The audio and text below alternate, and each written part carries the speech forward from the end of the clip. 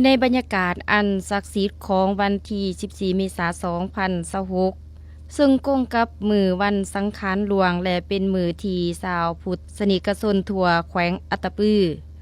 ต่างก็คอยถาเพื่อเขาห่วมพิธีอัญเชิญพระพุทธรูปลงมาประดิษฐานให้มวลชนได้ฮดสงโดยเฉพาะอยู่ที่วัดองค์แสนสุขารามบ้านสะแคะเมนเต็มไปด้วยแห่งศรัทธาอย่างหนาแน่นนางโยยประชาชนบ้านหวยกองเมืองปากซองแขวงจำปาสักได้กล่าวด้วยความตื่นเต้นบามื้อนี้วันที่14เมษายนเป็นมื้อที่ข่อยและครอบครัวตั้งใจมากราบไหว้พระโดยเฉพาะเพราะเป็นมื้อเอาพระองค์แสนลงมาให้พวกเฮาได้ฮดสงนำอบน้ำหอมผู้ซึกปลื้มปิติหลายที่ได้เห็นเพิ่นอัญเชิญพระลงมาอย่างสง่างามเฮ็ดให้เฮารู้สึกเย็นกายเย็นใจและมีสิริมงคลต้อนรับปีใหม่ด้านนางคำสมาธิปัญญาประชาชนบ้านสามัคคีไซแขวงอัตตปือก็ได้แบ่งปันความรู้สึกในขณะที่ร่วมพิธีบาตั้งแต่เช้ามือวันที่14นี้เห็นพ่อแม่ประชาชนเกียมนำอบนำหอมถ่าร่วมพิธีอย่างคึกคืน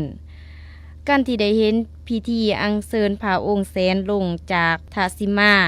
ในมื้อนี้แม่นภาพที่ประทับใจหลายมันบ่แม่นเพียงแต่การฮดทรงนำแต่แม่นการรักษาหีดคองที่ปู่ย่าตายายพาเฮ็ดมา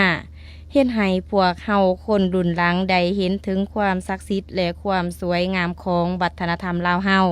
ข่อยซื้อว่านางคมาแต่บ้านได้เนาะำมาจากบ้านสามัคคี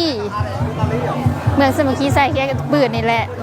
มาเพื่อทรงนำพระอันนั้นทรงพระองค์แสนที่ว่าศักดิ์สิทธิ์ที่ว่า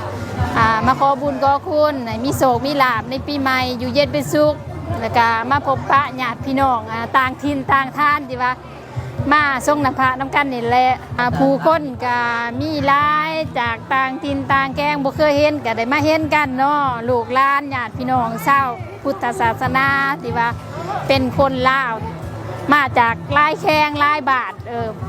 ปกติก็บ่เคยเห็นหน้ากันก็มาวัดสะแกะมื้อนี้ก็เห็นแบบหน้าบ่เคยเห็นก็ได้เห็นว่าก็มีความสุขเนาะ